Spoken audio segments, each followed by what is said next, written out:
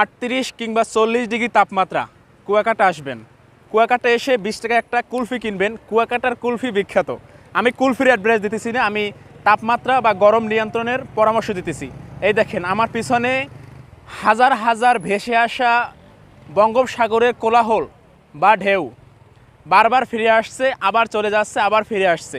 মানে এত পরিমাণ বাতাস, আর সাথে যদি এভাবে একটা কুলফির চুমুক দেওয়া যায়, দেখেন